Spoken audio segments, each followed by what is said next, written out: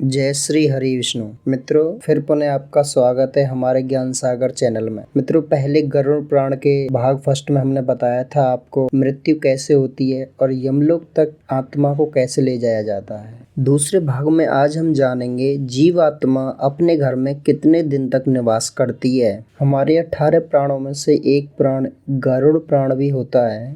उसमें जीवन और मृत्यु का पूरा लेखा जोखा लिखा हुआ होता है। महर्षि वेद व्यास जी ने इस ग्रंथ की जब रचना की थी तो सभी मृत्यु का वर्णन इसी के अंदर किया गया था। सृष्टि के पालनकर्ता श्री विष्णु जी भगवान का ये गरुड़ पुराण कहा जाता है। आपको बताते हैं कि मृत्यु के 24 घंटे बाद जीव आत्मा पुनः अपने घर में निवास करने के लिए आती है और उन्हीं 12 दिनों में पूरा लेखा जोखा खोला जाता है और उसने जो भी कर्म किया होता है उस कर्म के आधार पर उसको आगे की दशा दिखलाई जाती है। जब जीवात्मा पुनः अपने घर में आती है तो सभी से मिलने की बहुत कोशिश करती है और सोचती है कि मैं अपने पुराने शरीर में प्रवेश कर जाऊं, परंतु यमदूत उसे अपने पासों में ऐसे बांध करके भेजते हैं वो वहां से हिल भी नहीं सकती। अपने घर में आके केवल निवास कर सकती है, नहीं किसी से बात कर सकती, नहीं किसी से मिल सकती और नहीं पुनः अपने शरीर में प्रवेश कर सकती है। जीवात्मा देखती है कि उसके परिवारजन सभी मित्र बंधु और रिश्तेदार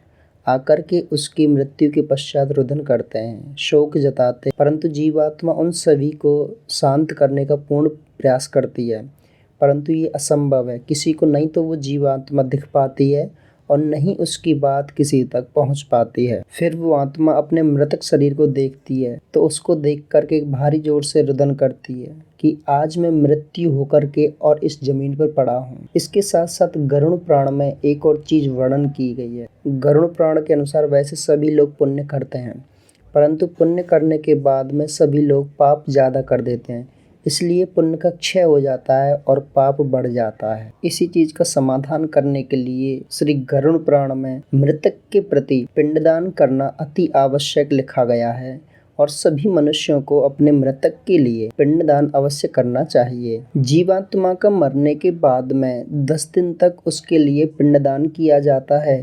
परिवारजन मिलकर के उसके लिए पिंडदान करती है। अगर उसके लिए पिंडदान नहीं किया जाए तो वो अनंत जन्मों तक वो ऐसे ही इधर उधर भटकती रहती है और मोक्ष की प्राप्ति नहीं कर पाती। नित्य प्रतिदिन जब पिंडदान किए जाते हैं तो उसमें 4 भाग किए जाते हैं। 2 भागों से मृतक का शरीर बनता है, तीसरे भाग को यमदूत ले जाते हैं, चौथे भाग को मृतक के लिए भोजन के रूप में दिया जाता है। जब लगातार ये 9 दिन पिंडदान होता है तो उसका पूर्ण रूप से शरीर बन जाता है और 10वें दिन में उसे बहुत तेजी से भूख सताने लगती है और आहार लेने का उत्तिष्ठा जागृत हो जाती है। किसी भी मृत आत्मा के लिए जब कोई भी परिवार वाले पिंडदान करते हैं तो 10 दिन तक उसका आह्वान और उसका गोत्र लेकर के ही पिंडदान किया जाता है।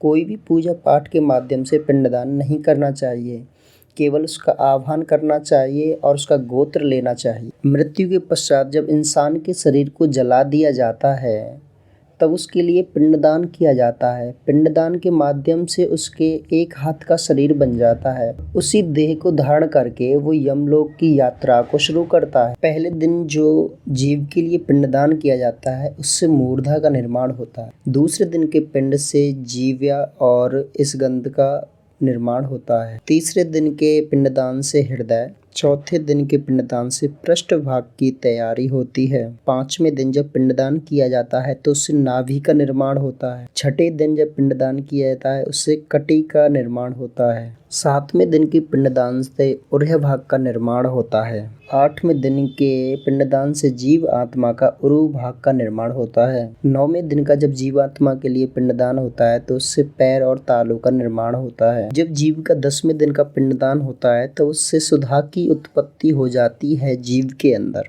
जब जीव आत्मा पुनः अपनी देह को प्राप्त कर लेता है तो उसे काफी तेज भूख सताने लगती है और जैसे ही उसे भूख सताती है तो अपने घर के मुख्य द्वार पे आकर के वो खड़ा हो जाता है। 10वें दिन जब पिंडदान किया जाए तो जो मृतक का मनपसंद भोजन हो उसको बनाना चाहिए और मृतक के लिए वही खिलाना चाहिए, क्योंकि 10वें दिन पूर्ण रूप से मृतक को भारी तेजी से भूख लगती है और उसका मनपसंद भोजन उसको कराना चाहिए। 11वें दिन और 12वें दिन जब हम पिंडदान करते हैं तो उसके स्वरूप में प्रेत उस पिंड को ले लेते हैं। इन दिनों में जब हम जीव आत्मा के लिए कुछ भी दान करते हैं, अन्न, जल, वस्त्र इत्यादि जो भी कुछ हम दान करते हैं, तो उसको प्रेत आत्मा का नाम लेकर के दान करना चाहिए। जब जीव आत्मा को 13 दिन हो जाते हैं तो उसके ब्राह्मण भोजन करा करके उसके बाद में यमदूत उस जीव को यमलोक की यातना के लिए यहाँ से ले जाते हैं। यमलोक की यात्रा मनुष्य के कर्मों के ऊपर निर्धारित होती है। जितना मनुष्य दुराचारी, पापी, अत्याचारी होगा उसका मार्ग उतना ही दुर्लभ होगा,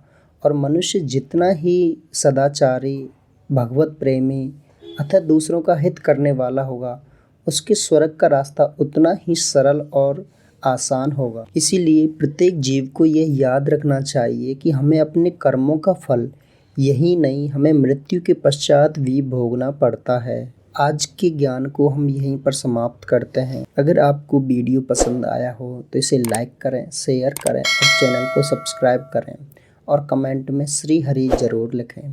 श्री हरि।